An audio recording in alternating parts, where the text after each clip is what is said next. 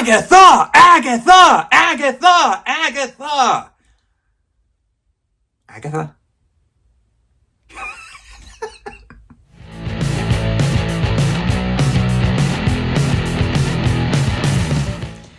I apologize for that intro. I got a little carried away. Couldn't resist. Attica! Attica! Attica! Attica! Attica! Attica.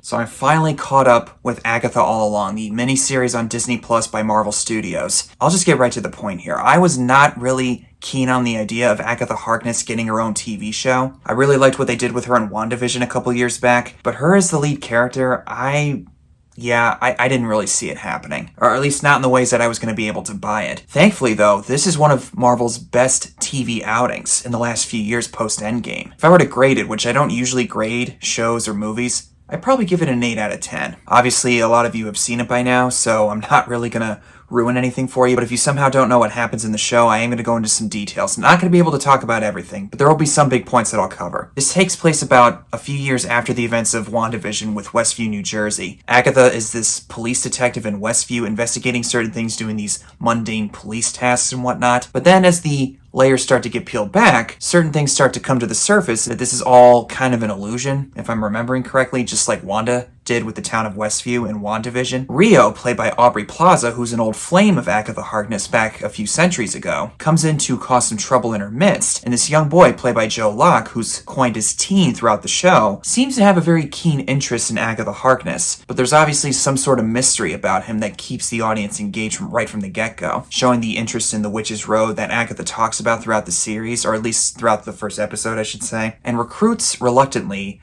a group of women in the area to act as her coven to go down the Witch's Road.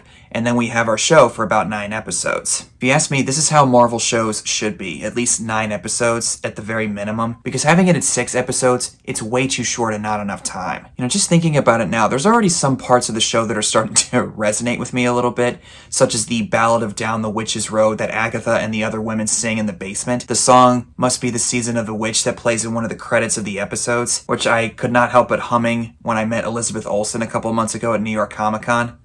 Here's the picture for you, if you don't believe me. So they're being chased by the Salem 7, and they go down the long road of the Witch's Road, and they have to go through certain trials, which are a matter of life and death. And to the credit of the show, people do die. The consequences are felt throughout the series, and I really like seeing that stuff. It would have been really easy for the show to just say, gotcha, they're still alive. And I was kind of waiting for that a few times, but when they kill off the one woman who's the neighbor in the neighborhood next to Agatha Harkness, who's the mom from That 70s Show, and she also appeared in the WandaVision TV show a few years ago, that's only the first taste of what's to come. And then when they go through certain areas like the sleepover party, which has an 80s vibe to it, and the one character played by Ali An, if I'm pronouncing that correctly, she goes out in a blaze of glory to protect her sisters in the coven. Lilia, played by Patti LuPone, probably has the best episode in the entire show, where we see her ability to see things that are out of order throughout time, seeing where she came from as a child many centuries ago, and where it'll eventually lead her when she reads the tarot cards for the teenager and for the other people, which are actually meant to be for her own path instead. All the swords are starting to come down. You see Agatha painted in green like the Wicked Witch of the West in The Wizard of Oz. Slightly on the nose, but I'll allow it. And to see tarot readers get some recognition and entertainment, I know some people will, actually a lot of people will scoff at that and say that it's all a bunch of BS. I don't know if I entirely agree with that. Hey, look, I may be a Christian, but I'm open to different types of viewpoints from other spiritual teachings, if you will, because it's all connected, one way or another, if you know what I mean. Not to get too deep into the weeds on that one, but hopefully I made sense on that. And in my estimation, her sacrifice was actually quite powerful. I said audibly out loud, "Don't you dare. Don't you dare let go of that ledge. No, do not." Oh.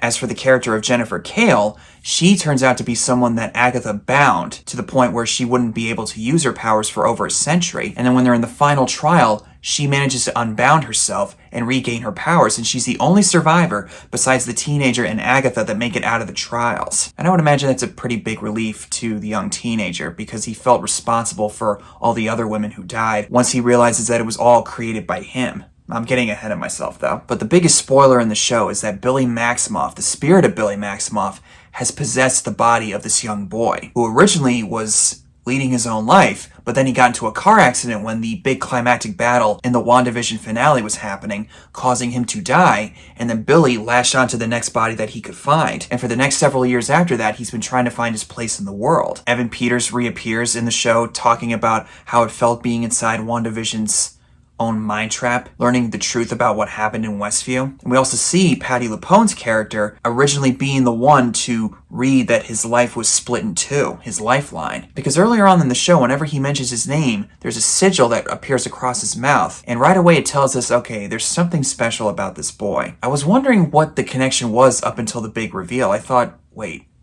is this connected to Thanos somehow? Or is there maybe some Mephisto connection that we don't know about? Because they have yet to do Mephisto in the MCU, and there's been a lot of theories and rumors circulating for some time about whether or not he actually will show up in the MCU someday. I mean, it's an inevitability, but I would imagine that Marvel executives, Kevin Feige especially, have some idea in their wheelhouse if they're going to include him in some way. But we have to talk about Kathryn Hahn.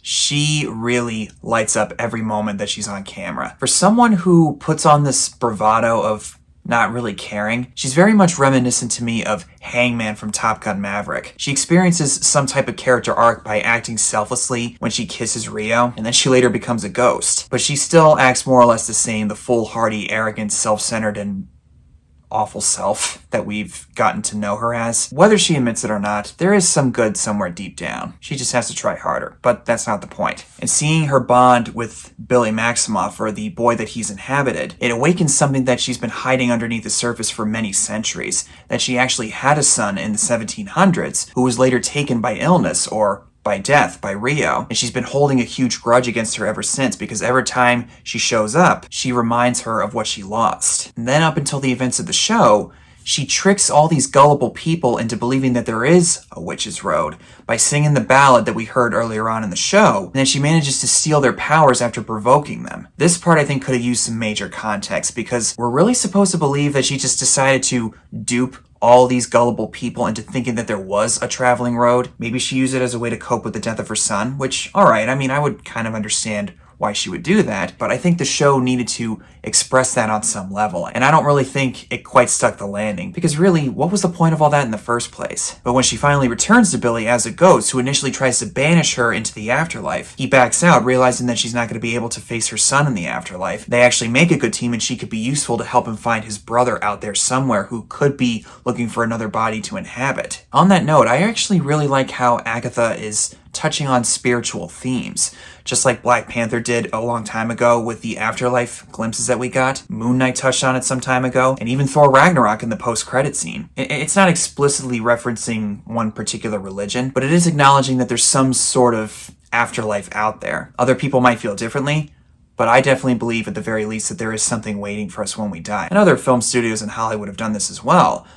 But the fact that it's Marvel that's acknowledging that in some way, I really do like seeing that. So yeah, at the end of the day, I really like what they did with Agatha All Along. Some little things that they could have fixed here and there, or maybe clarified on some areas. Overall, this is one of the better TV outings that Marvel's put out in the last few years. I am curious to see how this is going to factor into the upcoming Avengers films in a few years, and where this is all going to fit in with the MCU multiversal saga. This side of the Marvel universe involving witchcraft and the Salem witch trials and all that, that to me is really fascinating. I mean, I'm not really into horror-related stuff as much, but there's something about witchcraft that I find kind of fascinating, and maybe it's just because I'm a fan of Stevie Nicks, and she's known for playing on witchcraft of some kind throughout her music career, and even some of her acting career. I'm just saying, I find that kind of fascinating. And by the way, the production design of the road, when they go into the forests, some of the best I've ever seen come out of the MCU, especially on the television side. So that's all I gotta say about Agatha All Along. Thank you guys so much for watching. Comment below and tell me what your thoughts are on the show if you've seen it,